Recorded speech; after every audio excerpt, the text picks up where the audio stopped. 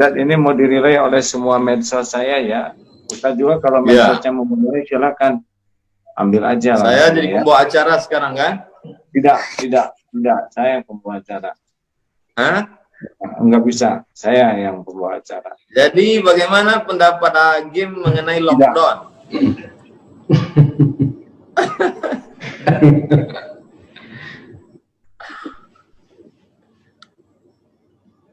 Tidak boleh, Ustaz. Enggak boleh. Ini saya pembawa acara. Saya yang ngundang ya.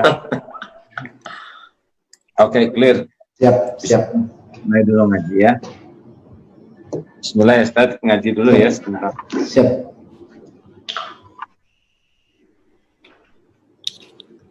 أعوذ بالله من الشيطان الرجيم بسم الله الرحمن الرحيم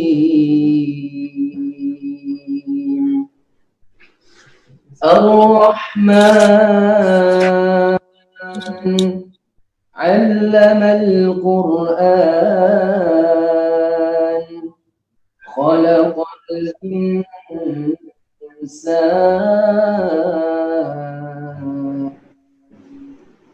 علمه البيان الشمس والقمر بحسبان والنجم والشجر يسجدان والسماء رفعها ووضع الميزان ألا تطغوا في الميزان وأقيموا الوزن بالقسط ولا تخسروا الميزان والأرض وضعها للأنام فيها فاكهة والنخل ذات الأكمام والحب ذو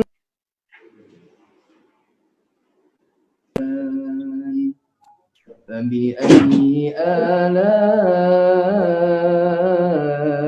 ربكما تكذبان خلق الإنسان من صلصال كالفخار وخلق الجان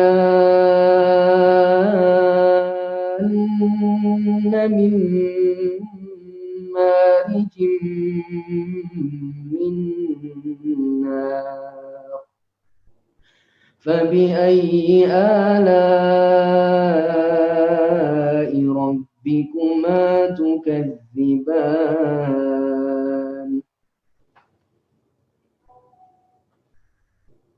صدق الله العظيم.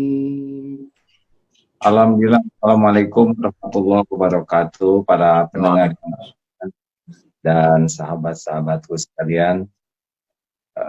Kita malam ini kedatangan tamu spesial. Alhamdulillah, Ustadz Profesor Ustadz Kiai Haji Dr. Abdul Somad. Wah, hilang nih si PSD. Ustadz, apa kabar, Ustadz? Alhamdulillah, apa kabar? Sehat? Sehat, alhamdulillah. Terima kasih atas kehadirannya. Kita menggunakan. Saya yang banyak terima kasih. Jazakumullah khairan. Alhamdulillah. Jadi Ustadz, saya mengikuti kajian Ustadz tadi malam. Apa tuh kitab apa? Risalah Qusyairiyah. Ya, Masya Allah, itu bab mujahadah. Kalau tadi bab uzlah ya. Uzlah, Masya Allah. Masya Allah, terima kasih ilmunya. Nah, kali ini kita menggunakan Zoom nih. Jadi Ustadz kita kelihatan berdua, lalu di-relay dan Facebook. Ustadz juga kalau mau merelay grupnya silahkan saja. Sehingga bermanfaat ya. Kita bincang-bincang ini aslinya Ustadz ya, ini kajian ini permintaan dari Majelis Ta'lim Hijjah. Bisa nggak katanya mengundang Ustadz di Zoom. Tapi karena ini pertama kali dan panitia belum mengizinkan grupnya masuk nih. Padahal sudah ada grupnya. Jadi mohon maaf ini kepada tim Aisyah karena ide dari mereka dan ini juga kesempatan untuk bersilaturahmi Ustadz. Mudah-mudahan ke depan kita sambung Ustadz. Jangan ya ini giliran saya tuan rumahnya ya. Nggak boleh seperti di Batam kemarin. Saya yang nanya. Ustadz sekarang menghadapi situasi ini, apa yang dirasakan Ustadz? Saya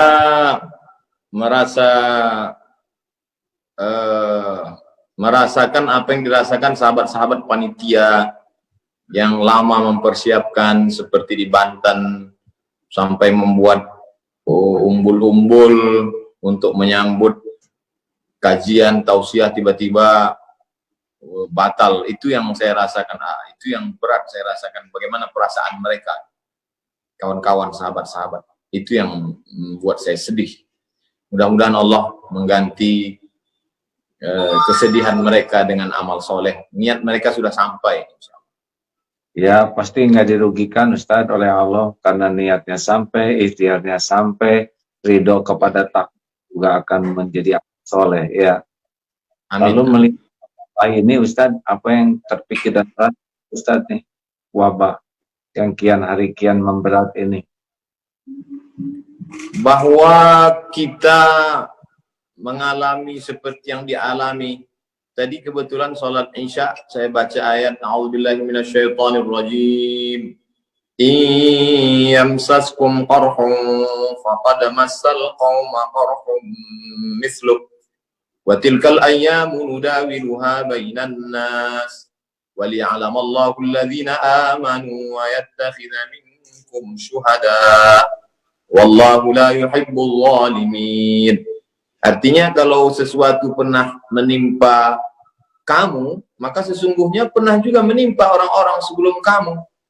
Dan ketika kita baca bagaimana dulu pernah juga terjadi wabah sampai masjid-masjid ditutup di Andalusia, di Spanyol. Artinya wabah itu juga luar biasa. Bagaimana misalnya pada zaman Imam Al-Hafiz Ibnu Hajar Al-Asqalani, mereka membaca Sahih Al-Bukhari beramai-ramai. Setelah baca Sahih Bukhari itu mereka bertawassul kepada Allah. Ya Allah, berkat kemuliaan Imam Al-Bukhari, kitab Sahih Al-Bukhari, angkatlah wabah bencana ini. Artinya di zaman-zaman masa lalu juga pernah terjadi. Dan di zaman kita terjadi. 100 tahun akan datang cucu kita bercerita, dulu mbahmu, kakekmu, opungmu hidup pada zaman waktu itu ada wabah besar bernama corona, lalu pada tahun itu mereka tidak bisa umroh. Nah, jadi kalau kita bercerita sekarang zaman ratusan tahun silam juga terjadi. Artinya kalau kita tahu bahwa orang juga mengalami beban yang sama, jadi kita tidak merasa oh kita aja yang kena ini, enggak juga. Mungkin lebih kurang begitu, Allah. Masya Allah. Terus dengan adanya kegiatan yang sekarang harus di rumah ini, kegiatan Ustadz apa aja di rumah nih? Kesibukannya? Kalau boleh share, berbagi, kita tidak fokus pada yang sedang kita alami, cobalah untuk memikirkan, mengalihkan fokus ke sesuatu yang lain. Jadi kita tidak, karena kalau kita fokus terus, kita buka Instagram ceritanya corona, kita buka TV ceritanya corona, kita keluar telepon ceritanya corona, coba kita beralih ke yang lain, maka kita mengkaji kitab setiap malam, stasiun-stasiun menuju Allah Subhanahu wa Ta'ala. Bagaimana kita melangkah dari jahat, dari khamar, dari zina, dari riba menuju taubat, dari taubat kita mujahadah, dari mujahadah kita ke uzlah. Jadi saya kira Gim, Kiai Haji Abdullah Gim Nastiar juga malam ini mengajak kita untuk piknik, untuk jalan-jalan. Mungkin kita tetap di rumah, tapi pikiran kita yang diajak berjalan. Alhamdulillah malam ini kita bisa bersilaturahmi. Alhamdulillah. Oh, goyang begitu. Iya. Dia ikut piknik juga. Masya Allah. Nah, jadi ini apa? Dari pagi berjemur, olahraga, gimana kan biasa sibuk jadwal ceramah. Sekarang Ya. jadi sibuk selain ceramah di medsos ini, streaming. Saya kebetulan tahun lalu di bulan yang mirip mendekati bulan yang sama. Kalau sekarang kita bulan Maret, kalau dulu bulan April kalau nggak salah. Bulan April itu saya sudah lockdown. Nah, jadi saya sudah April 2019 itu bagi saya itu sudah itu sudah gladi, sudah gladi lockdown. Sekarang lockdown aslinya gitu. Jadi punya jadwal pagi, siang, malam, olahraga apa gitu hari-harinya supaya bisa ditiru oleh teman-teman lain yang manfaatnya. Seperti biasa, matahari, berjemur, jalan, kemudian menulis, membaca, persiapan untuk streaming malam. Dan waktu itu berjalan, akhirnya sekarang sudah tanggal 20, sampai lupa tanggal 29. Yang video pertama kita share, saya Abdul Somad mulai tanggal 16 Maret tidak mengisi tausiah karena mengikuti instruksi dari pemerintah untuk tidak berada di tempat keramaian, untuk tidak, akhirnya dari tanggal 16 kita tetap jalan, tetap enjoy, tetap tidak stres. Dan sudah setengah bulan ini tanpa terasa ya. Iya, baik. Alhamdulillah. Ustaz, sementara ini kita dengar juga ada beberapa polemik tentang ke masjid, berjamaah di rumah. Ya. Apa Ustaz? Jadi kita diposisikan pada kalimat meninggalkan masjid. Kalimat meninggalkan masjid itu yang melukai hati kita. Padahal sebenarnya kita sedang berpindah dari satu sunnah ke sunnah yang lain. Jangan dikatakan, kenapa kita meninggalkan masjid? Bukan begitu. Kita sedang pindah dari sunnah ketika aman dengan sunnah Rasulullah ketika sedang dalam masa wabah. Dalam masa aman, sunnahnya adalah memakmurkan masjid. Dalam masa kondisi sekarang, sunnahnya adalah kita lebih memilih keselamatan. Maka yang kita lakukan sekarang ini juga adalah sunnah. Kata Nabi SAW, firra minal majzum, firaraka minal asad. Larilah engkau dari orang yang terkena penyakit menular, seperti engkau lari dari singa. Jadi hari ini kita sedang melarikan diri dari orang yang terkontaminasi penyakit seperti larinya dari singa. Ini juga sunnah. Jadi kalimat ini besar pengaruhnya Kiai Haji Abdullah Gimnastiar. Jadi pemilihan kata itu saya lebih memilih menggunakan bahasa daerah. Di Riau mungkin lebih familiar tuna di rumah. Tuna di rumah, stay at home. Mungkin bahasa Sundanya apa itu? Menetaplah di rumah. Cicing di rumah. Nah, jadi Cicing. Ini jawaban yang indah ya. Kita bergerak dari satu sunnah ke sunnah lain. Ada yang mengucapkan gini, Ustadz, saya sih jangan takut oleh virus. Kami tidak takut oleh virus, tapi takut kepada Allah, sehingga tetap memaksakan untuk ke masjid. Bagaimana pendapat Ustadz tentang perkataan itu? Kami tidak takut ke virus, kami hanya takut ke Allah. itu satu sisi ada sombongnya, kita bisa masuk dalam takbur. Kalau sampai kita, ini kan beda virus dengan singa kan, yang satu kelihatan, yang satu enggak kan. Seandainya ini kebun, mohon maaf, kebun binatang, singanya lepas. Iya kan? Singanya lepas. Lalu kemudian ada satu orang dilarang sama Pak RW, mas, jangan keluyuran. Lalu dia mengatakan, saya hanya takut pada Allah. Tidak takut ke singa gitu ya.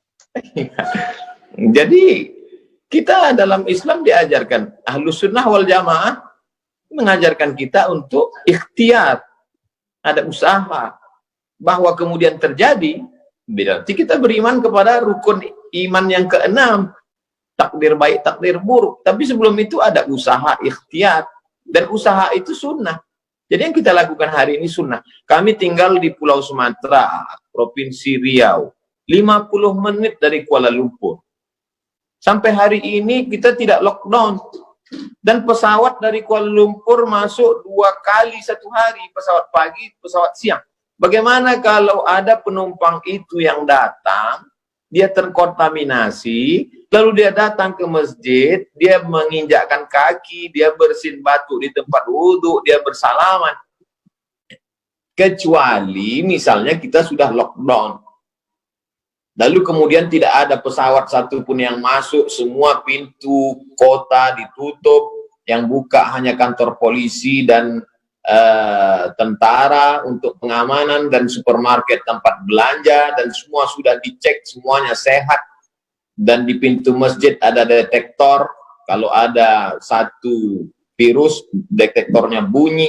Nah, itu bisa kita tetap melaksanakan sholat berjamaah dengan sholat Jumat. Ini sekarang kita tidak tahu siapa yang membawa. Saya sendiri tidak yakin bahwa saya steril. Nah, kalau omong-omong tentang lockdown, kan ada yang sekarang jadi makan banyak daun-daunan karena lockdown, daun. Ada yang tidak ngerti. Kalau lockdown. Nah, lockdown ini dalam sejarah Islam pernah nggak tuh ada lockdown ditutup seperti itu, Stan? Jadi kalau kita baca fikih-fikih dulu itu kan, misalnya kita baru boleh sholat qashar itu kan setelah melewati sur al-balad, tembok kota.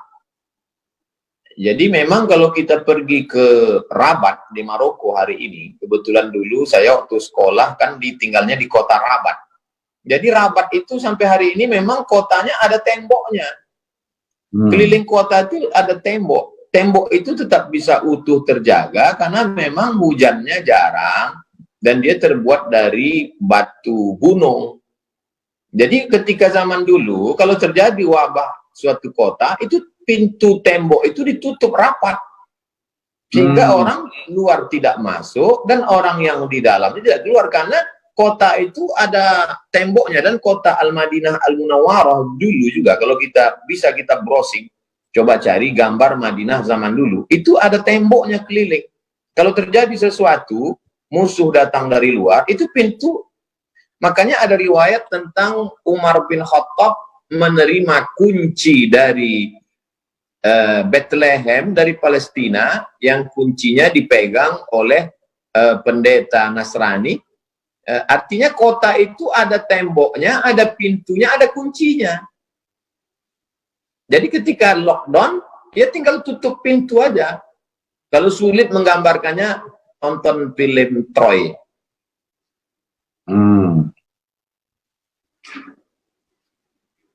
Film Troy? Ya, Jadi, kebayang. Ini sudah pernah terjadi juga yang seperti ini, jadi tidak. Ya.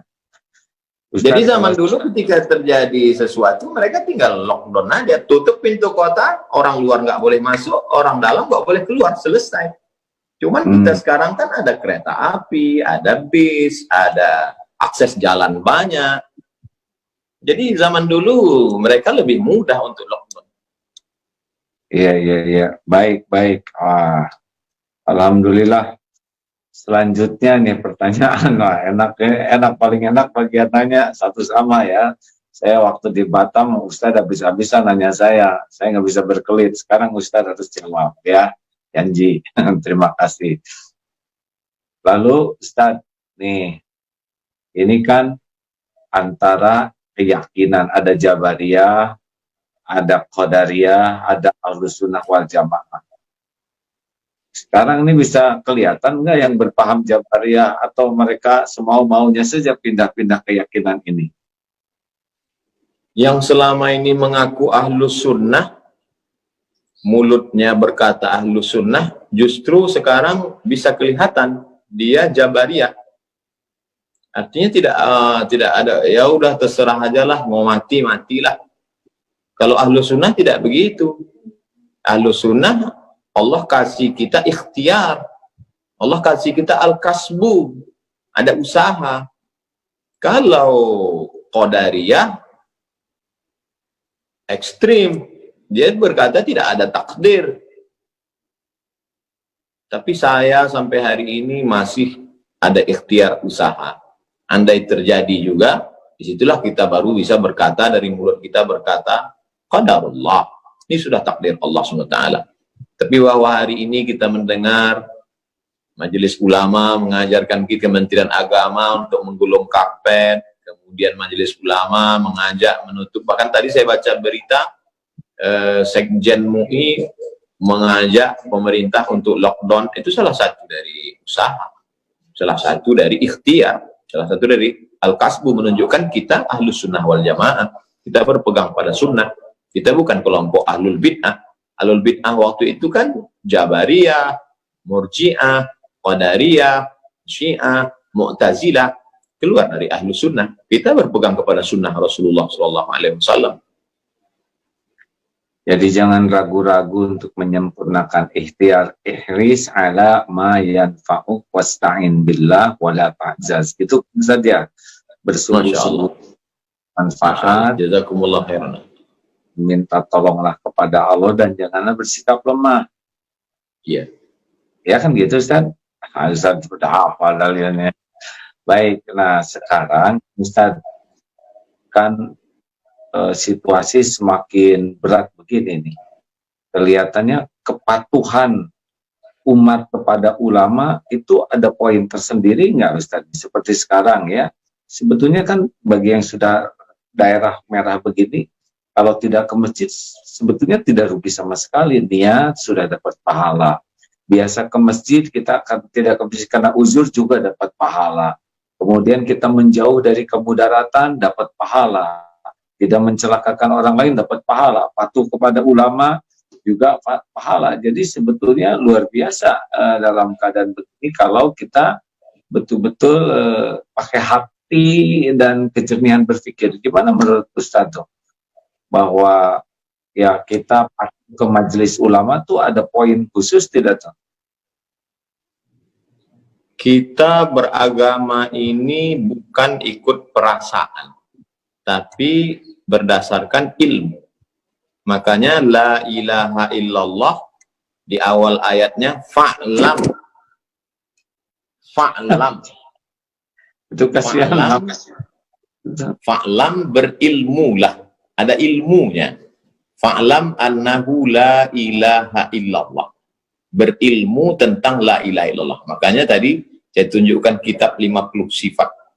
Jadi Imam Al-Qusairi melarang orang uzlah kalau tidak punya dua ilmu. Ilmu akidah, ilmu fikih. Kalau hanya modal nekat uzlah, nanti di tempat uzlahnya dia tidak selamat dari godaan setan. Bisa-bisa keluar bukan menjadi orang bersih hati, malah jadi dukun. Jadi kalau nggak punya akidah yang benar, tidak punya fikih yang benar, uzlah hasilnya jadi dukun ya. Nah sekarang ini banyak orang modal perasaan. Perasaan saya nggak enak karena meninggalkan masjid. Perasaan saya nggak enak karena nggak sholat Jumat. Loh, kalau cuman modal perasaan, itu orang yang biasa wudhu pakai air, disuruh tayamum, itu perasaannya sholatnya nggak sah. Orang yang terus sholat 4 rakaat zuhur, pertama kali kosor, itu banyak kita alami ketika bawa jamaah umroh. Wah, nggak enak kosor ini, rasa nggak sholat. Ini pakai perasaan. Iya. Jadi harus pakai ilmu, bukan pakai perasaan ya. Baik, Ustaz. Jangan marah sama saya, Ustaz. Ya. Kami memang gaya bicaranya begitu di Sumatera, karena banyak gunung, angin kencang. Baik, alhamdulillah. Nah, saudara-saudaraku sekalian, para pendengar ini senang sekali ini ya dengan Ustaz Abdul Somad, bisa dapat banyak ilmu. Nah, Ustaz, kemudian dalam situasi yang berat seperti ini, kemudian ya seperti yang tadi dikatakan, kepatuhan kepada ulama itu di dalam Islam seperti apa nih? Kalau ulama sudah mengeluarkan fatwa, sampai sejauh mana kepatuhan itu punya nilai dan tidak patuh itu merupakan keburukan? Ati Allah, ta'ala kepada Allah, wa ati'ur Rasul, ta'ala kepada Rasulullah SAW, wa ulil amri. Dalam tafsir ulil amri itu, di antara ulil amri adalah ulama. Lalu kemudian dalil yang kedua, Nabi SAW tidak meninggalkan dinar dan dirham. Nabi tidak meninggalkan istana kursi emas. Yang ditinggalkan Nabi adalah al-ulama warasatul anbiya. Ulama pewaris para nabi. Jadi kalau seandainya kita hidup di zaman Nabi, kita ikut Nabi Musa. Ikut zaman Nabi, ikut Nabi Isa, ikut zaman Nabi, Khatamul Anbiya, ikut Nabi Muhammad SAW. Sekarang Nabi sudah meninggal. Yang kita ikut siapa? Pewaris para Nabi. Siapa? Ulama. Jadi dua saja. Kita ulama berijtihad, atau kita orang awam ngikut ulama. Saya bukan ulama. Saya orang awam. Saya cuma suka baca buku-buku ulama dan mendekatkan diri pada ulama, maka saya ikuti fatwa ulama, fatwa tuan-tuan guru, fatwa Majelis Ulama Indonesia, karena saya merasa diri saya bukan ulama. Jadi kalau ada di antara masyarakat mengatakan, ini nggak benar nih MUI, berarti dia ulama di atas MUI.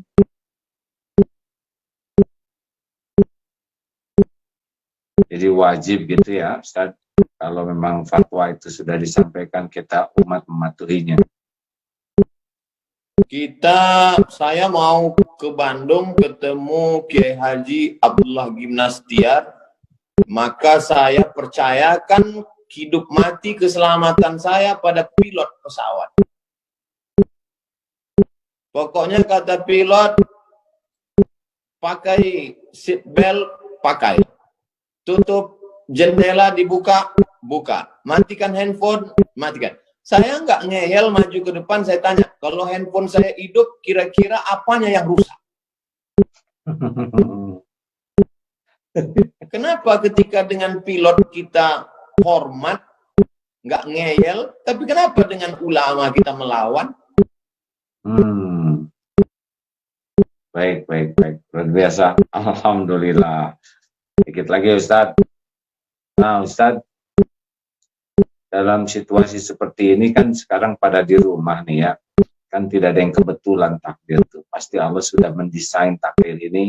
Di antaranya Allah memperlihatkan bahwa hukum Islam itu sudah sangat siap dengan segala keadaan. Harusnya kita melihat kehebatan Islam, fikihnya Islam, justru dalam situasi sekarang ini nampak yang pada waktu keadaan umum tidak begitu kelihatan dalil-dalil ini ya. Sekarang kita bisa melihatnya. Dan juga di rumah-rumah itu. Sekarang rumah-rumah sudah memiliki kesempatan berkumpul. Nah, kira-kira ibadah apa nih di rumah yang dalam situasi begini yang sangat dianjurkan?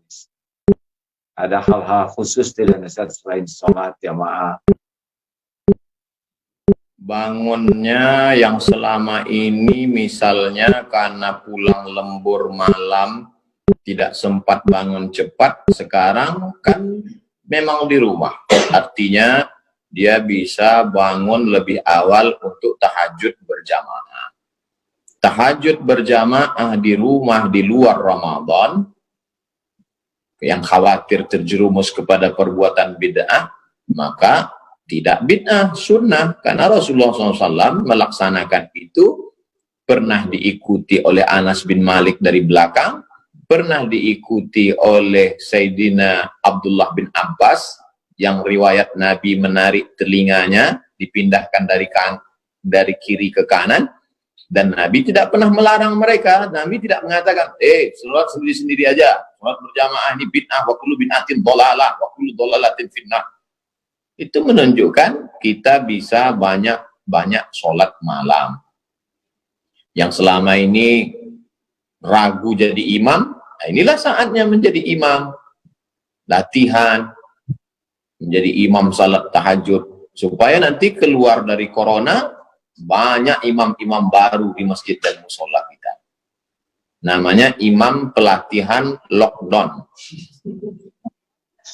Harusnya kan sekarang zaman seperti ini seperti kepompong, dan rumah tuh nanti keluarnya jadi banyak kupu-kupu yang indah keluar tuh. Masya Allah, Masya Allah. Kan masuk dalam keadaan kotor, tidak di rumah bersama-sama saling membersihkan. Nanti selesai episode corona ini berubah menjadi kupu-kupu yang indah, indah akhlaknya. Amin, amin, Masya Allah. Sebagai ini nih, sekarang sebentar lagi mudahan Ustadz, kan ini banyak anjuran supaya tidak mudik. Ya. Dan juga besar kemungkinan kita berada di rumah-rumah. Idul Fitri juga ada kemungkinan tidak sholat di lapang. Menurut Ustaz bagaimana situasi? Kalau tentang masalah sholat tarawih di rumah, maka Nabi Shallallahu Alaihi Wasallam sholat tarawih malam pertama di masjid, malam kedua di masjid, malam ketiga di masjid, malam keempat jamaah berkumpul dan Nabi tidak ke masjid. Besok paginya kata Nabi, aku tahu kamu tadi malam ramai berkumpul. Khasyitu an yufrada alaikum. Aku tidak keluar karena khawatir kamu nanti berat karena tarawih menjadi fardu. Nah sekarang saatnya kita sholat tarawih di rumah berjamaah. Lalu kemudian dengan sholat witir, tadarus Al-Quran, yang selama ini malu belajar Al-Quran, inilah saatnya belajar. Kalau ragu mendatangkan guru, sekarang kita buktinya tadi kita bisa menyimak bacaan surat Ar-Rahman menggunakan program Zoom. Jadi sebenarnya malam ini Gim sedang mengajarkan kita untuk persiapan mengisi hari-hari kita. Kita punya program-program yang luar biasa ke depan, insya Allah. Masya Allah. Kalau Idul Fitri nggak berkesan tentang masalah sholat Id, apakah disyaratkan jumlah? Misalkan kita sudah dapat pastikan beberapa rumah itu dapat dipastikan dia tidak terkontaminasi, belum suspek, belum kena beberapa rumah, maka dia bisa melaksanakan di tanah lapang kecil selama menurut tradisi itu sudah disebut jamaah, maka dia bisa laksanakan berjamaah. Dan ada satu fatwa ulama, orang yang ketinggalan sholat Id, dia bisa sholat sendirian. Nanti saya akan postingkan lengkapnya. Jadi kita bisa buat sholat komunitas kecil, lalu kemudian alternatif kedua, yang tidak bisa sama sekali, dia bisa sholat sendirian. Ini kelihatannya harus kita persiapkan kalau memang nanti kondisinya belum memungkinkan sholat Id seperti biasa. Ya, Ustadz, nanti dalil-dalil fatwa-fatwanya itu mudah-mudahan bisa membantu masyarakat lebih paham dan tidak bertengkar ya. Karena perbedaan. Insya Allah kita akan ke pertanyaan-pertanyaan dari Gim tadi, nanti kita buatkan tanya jawabnya dengan dalil-dalilnya. masalah tarawihnya, masalah witirnya, tadarusnya, sholat idnya, halal bihalalnya, namanya fikih corona. Baik Ustaz, tinggal 5 menitan lagi nih. 5 menit untuk saya boleh nggak? Nggak boleh balas dendam ya. Bagaimana menata hati di tengah corona? Ya kan gini rumusnya, mata kepada ciptaan, hati kepada pencipta, telinga mendengar ciptaan, hati ke pencipta. Jadi seharusnya kalau kita dengar nama corona, ya yang kita ingat penciptanya lah ya. Semakin corona disebut, semakin banyak ingat pencipta. Walaupun kita tidak melihat, tetapi karena ini sekarang makin merebak dan harusnya makin Allahnya makin dominan di hati kita ya, karena yang menciptakannya Allah, yang ngurus Allah, takdir siapa yang kena yang menentukan Allah, kan bukan kehendak virus kan hanya ikut saja perintah Allah. Kemudian kalau kita yang meninggal itu sudah pasti dicabutnya oleh malaikat atas perintah Allah, dan kita bisa doakan husnul khotimah. Jadi dengan adanya kejadian ini memang kita jadi harusnya semakin tenggelam di dalam kekaguman atas kekuasaan Allah, atas ketentuan Allah, kita berlindung ke Allah. Harusnya jadi dengan Allah tuh menjadi sangat memenuhi hati kita. Karena sekarang Allah sedang menunjukkan kekuasaannya atas makhluk-makhluknya, betapa hanya dengan makhluk kecil saja dunia ini sudah bisa lumpuh seketika. Allah mengumpulkan orang sekarang di rumah yang susah sekarang ngumpul sendiri. Yang kaya-kaya kehilangan uang triliunan sekejap saja bisa hilang sekarang ya. Yang gagah-gagah perkasa menjadi ketakutan sekejap juga sekarang ketakutan. Bagaimana pesawat terbang sekarang dihentikan, berhenti. Polusi yang biasanya tiap hari banyak, sekarang polusi jadi berkurang. Kolam jadi bening lagi, langit jadi lebih jernih lagi, sebentar lagi lebih jernih lagi ya. Karena betapa Allah merubah begitu banyak hal hanya dengan mendatangkan virus. Jadi kalau kita hanya sibuk bercerita tentang sakit, banyak korban, namanya itu memang tidak apa-apa. Tapi harus ada yang lebih besar lagi. Karena yang paling penting dari virus corona ini adalah harap dan takut ke Allahnya menguat. Gitu. Betul nggak begitu ya kira-kira? Jazakumullah khairan. Karena kan banyak ini sekarang kan pada perasaan kan, perasaan yang selama ini ketemu orang sibuk, tiba-tiba dalam hal ini lebih masalah menata hati, lagi-lagi manajemen qalbu dan tauhidnya. Ya, jadi yang bencana terbesar dari adanya virus ini adalah tidak berhasil menemukan Allah di balik semua hiruk pikuk ini. Harusnya kita menemukan sekali bagaimana kekuasaan Allah menyeliputi segalanya. Kita juga menemukan kelemahan diri kita yang tidak berdaya. Kan inti dari sifat hamba itu ada 4. 1, dia merasa lemah dan Allah lah yang maha kuasa, la haula wala quwata illa billah. Yang kedua, dia itu fakir, tidak punya apa-apa dan Allah lah satu-satunya pemilik segalanya. Yang ketiga, dia itu jahil, kita tuh tidak tahu apapun kecuali yang diberikan tuntunan ilmu oleh Allah sedikit, dan itu pun kalau nggak diambil ya. Dan yang keempat, yang kita punya adalah cuma dosa dan aib. Nah, kalau dengan wabah ini kita semakin merasakan kehambaan kita tidak berdaya, Allah yang maha kuasa, kita tidak punya apa-apa, semuanya hanya milik Allah. Kita ini tidak ngerti apapun, terbukti untuk cari vaksin setengah mati ya kan, dan hanya Allah lah yang menguasai segala ilmu. Yang kita miliki cuma dosa, berarti ini harus taubat betul dalam situasi begini. Nah, kalau dari wabah ini kita menemukan kehambaan kita dan menemukan kemaha-agungan kekuasaan Allah, insya Allah kita dapat keberuntungan dari wabah ini, apapun yang terjadi pada diri kita. Amin. Tahu betul nggak atau begitu ya? Masya Allah.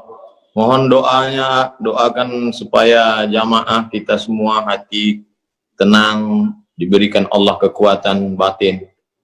Amin ya rabbal alamin. Ustaz tutup dengan doa Ustaz. Amin. Saya Amin. mohon doa. Saya mengaminkan. Ustaz yang doa. Ya Allah, wahai yang maha mendengar, maha menatap, yang maha menyaksikan, wahai yang mengatur pertemuan ini terjadi, berkahilah ya Allah. Jadikan majelis ini membuat kami semakin takjub padamu, semakin merundukkanmu. Ya Allah, dan hikmah di balik semua kejadian ini. Allahumma ftah lana hikmatan, unsur alaina rahmatan, jalali Allahumma a'inna ala dzikri wa syukri ni ibadati. Ya Allah, kami semua dari segala kejahatan makhluk-makhlukmu. Lindungi kami dari penyakit lahir, penyakit akal, penyakit batin. Taqabbal minna ya amin. Wa tub alaina innaka antat tawwabur rahim. Amin ya rabbal alamin. Dan semoga para pejuang ya oleh Allah diberikan kekuatan iman dan keistiqomahan dalam membantu yang sedang sakit ini. Amin ya Allah. Jazakumullah khairan Kiai Haji Abdullah Gimnastia. Barakallahu fikum. Jazakallah khair Ustaz. Masya Allah. Terima kasih banyak ilmunya. Ini di semua media. Ini rekor. Alhamdulillah dengan izin Allah. Masya Allah. Doakan selalu. Jazakumullah. Mudah-mudahan tidak keberatan kalau suatu saat ada bincang-bincang lagi seperti ini. Yang akan datang saya pembawa acaranya ya. Barengan aja lah giliran ya. Jazakallah khairan Ustaz. Wa iyyakum. Salam untuk semua jamaah. Baik, waalaikumsalam warahmatullahi wabarakatuh. Ya, demikian sahabat-sahabat yang baik, kita sudah mendapat curahan ilmu yang banyak dari guru kita, Ustadz Abdul Somad. Semoga Allah mencintainya. Amin ya rabbal alamin. Dengan akhir majlis, subhanakallahumma wa bihamdik. Wa bihamdika asyhadu an la ilaha illa anta astaghfiruka wa atubu ilaik. Wassallallahu alaihi wasallam. Waalaikumsalam warahmatullahi wabarakatuh. Waalaikumsalam warahmatullahi wabarakatuh. Alhamdulillah. Mana nih keluarnya gimana? Maaf, saya nggak hafal.